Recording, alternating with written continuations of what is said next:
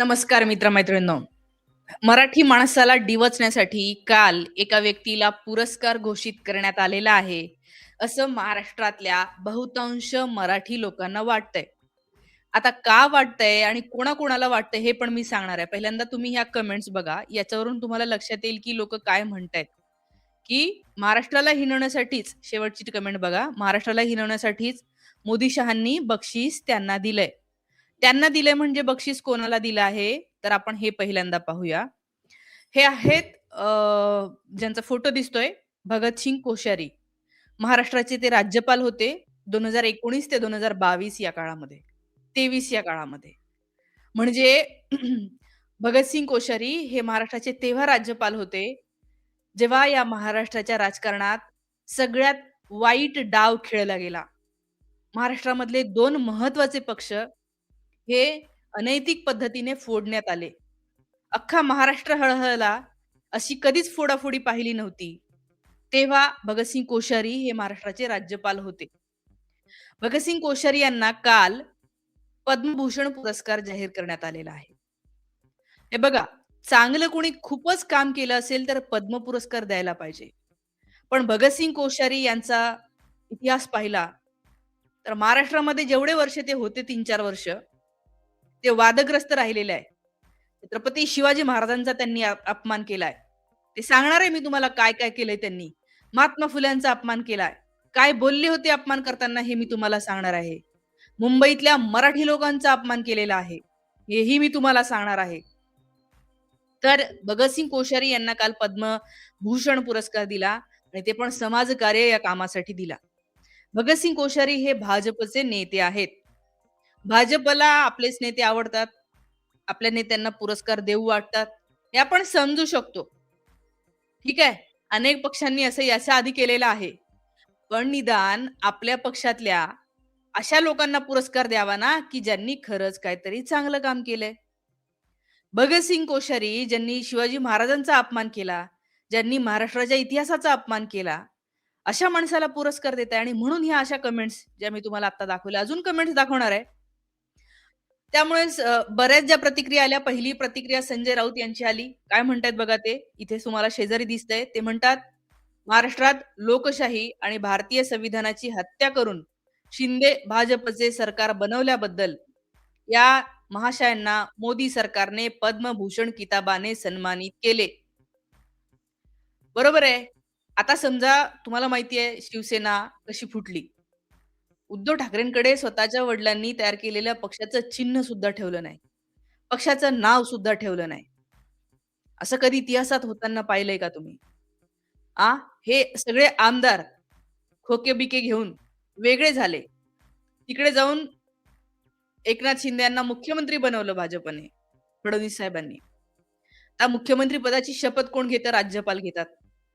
मग राज्यपाल शपथ घेतात. राज्यपालांना एक नैतिकता असायला पाहिजे की नाही? ज्या फाटाफुटीनंतर अख्खा महाराष्ट्र हळहळला, साहेब आनंदामध्ये सह्या घेतायत आणि त्यामुळे संजय राऊत म्हणतात, की अशा प्रकारचं हे असताना याचंच बक्षीस दिलेलं आहे की काय?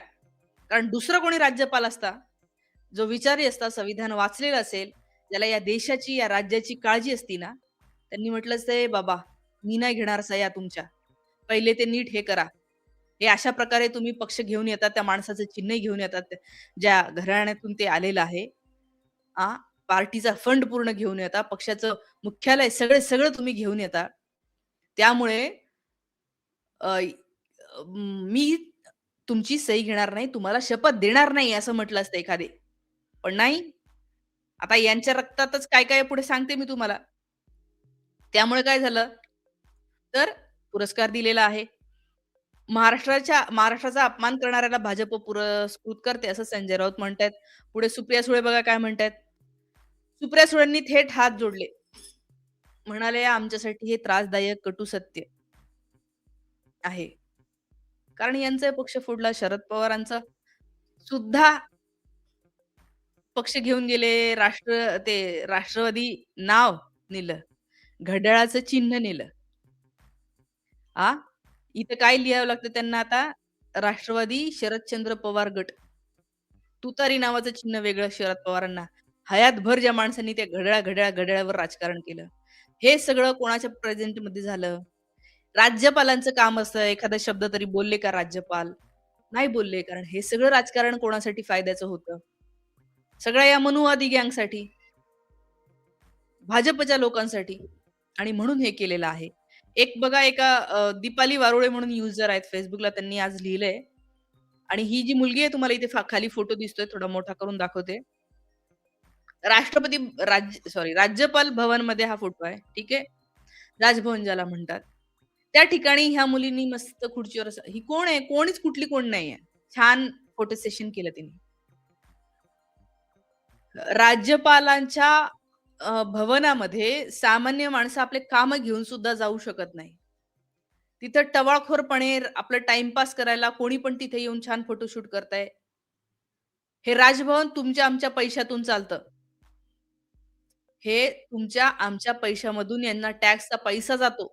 या राज्यपालांना पगार गेला. आता यांना जो पुरस्कार दिलाय ना, त्या पुरस्कारामध्ये पण जी काही रक्कम असेल, जे काही ट्रॉफी असेल, या सगळ्या गोष्टीसाठी इथल्या जनतेचा पैसा लागलाय. आणि ह्या माणसाने आता पुढे येऊया, की या माणसाने काय-काय बोललं होतं हे पण मी तुम्हाला सांगते. सगळ्यात पहिलं म्हणजे त्यांनी अ, अ, महाराष्ट्रातल्या मराठी लोकांचा पहिले अपमान केलाय जुलै 2022 ला. ते असं म्हणाले, की मुंबईमध्ये जर गुजराती आणि मारवाडी नसते, तर ही मुंबई मुंबईच नसती. मुंबईकडे काही पैसाच नसता. अशा प्रकारे फक्त गुजराती आणि मारवाडी यांच्यामुळेच मुंबईचं कसं नाव आहे हे सांगताना, मराठी लोकांचा यांनी उल्लेख तर केलाच नाही.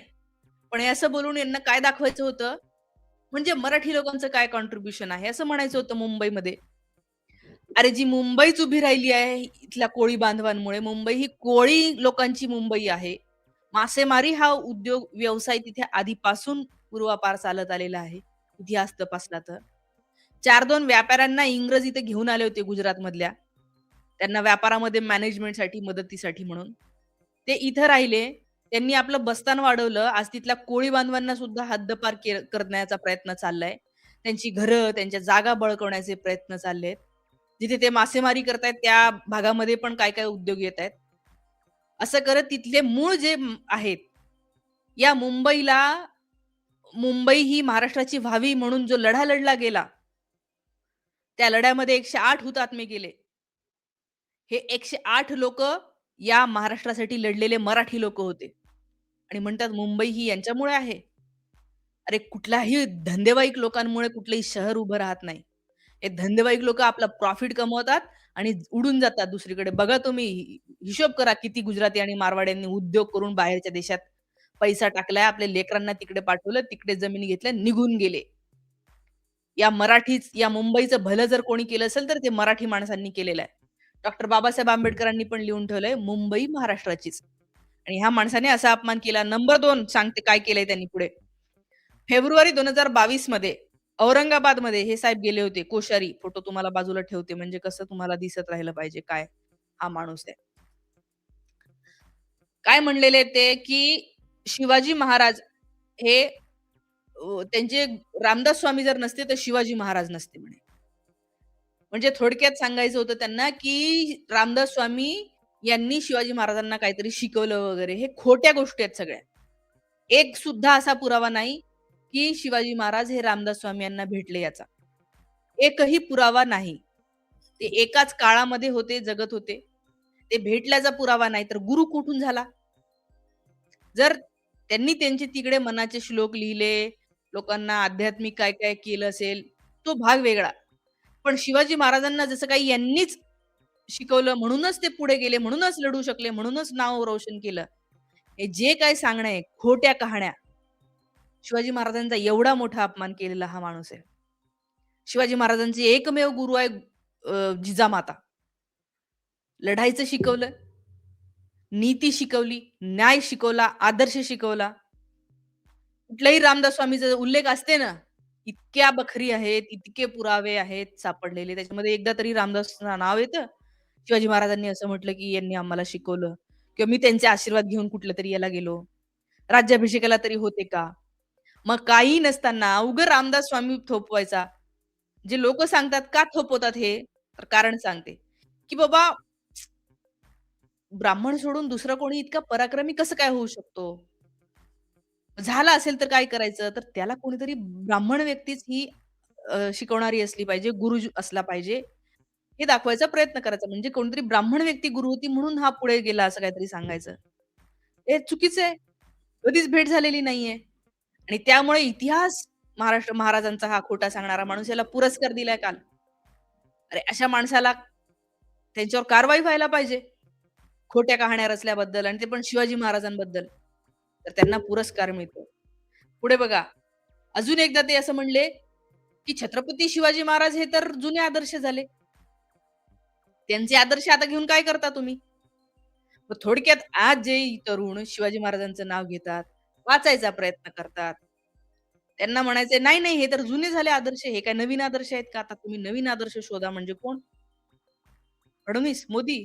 हे खोटं बोलणारे, फोटोसाठी हपापलेले. या देशाला अ, ज्यांनी खोटं बोलून, खोटं सांगून मागे जे नेत आहेत, त्यांना आदर्श म्हणायचं. शिवाजी महाराज म्हणे जुने आदर्श. अशा माणसाला यांनी पुरस्कार दिलाय. पुढे ज्योतिबा आणि सावित्रीबाईंबद्दल तर काय बोलू, काय सांगू. ते म्हणले ज्योतिबा, महात्मा ज्योतिबा फुले आणि सावित्रीबाई फुले. आता काळ बघा कधीचा आहे? 1830, 200 वर्ष आधीचा.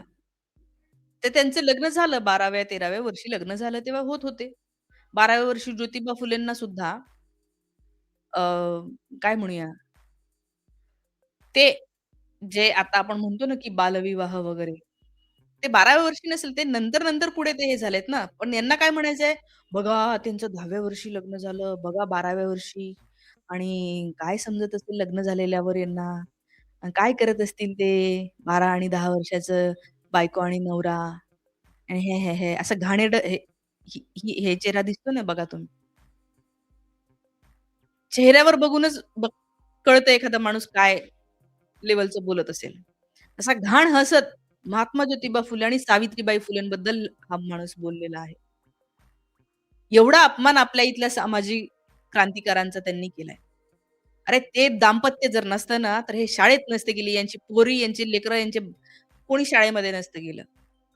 हे गेले असते मे बी ते त्या ह्याच्यातून येत असतील तर. तर त्यांचा असा अपमान करायचा. त्याच्यानंतर दुसरं कोव्हिड काळामध्ये मुख्यमंत्री होते उद्धव ठाकरे.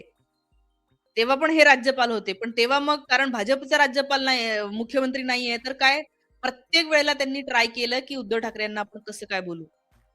कोव्हिडच्या वेळेला जेव्हा मंदिरं बंद होते, तेव्हा काय उकसवत होते हिंदूंना? बघा, बघा आपल्याला मंदिरात नाही जाऊ देत आहेत हे उद्धव ठाकरेंचे. बघा पोलिस कसे मंदिरामध्ये जाण्यापासून थांबवत आहेत. अरे, एखाद्या राज्यपालांनी जनतेला हे सांगायचं, की "बाबांनो, देव तुमच्या घरात आहे, मंदिरात नका जाऊ, हा रोग वाढतोय." तर तेव्हा हे बाबा महाशय काय म्हणत होते, "बघा, बघा हे हिंदूंच्या विरोधात आहे." दुसरं विमान तेव्हा सेवा बंद होती. यांना कुठेतरी जायचं होतं. तर हट्टाला पेटले, "नाही, नाही मला जायचंच आहे" करून.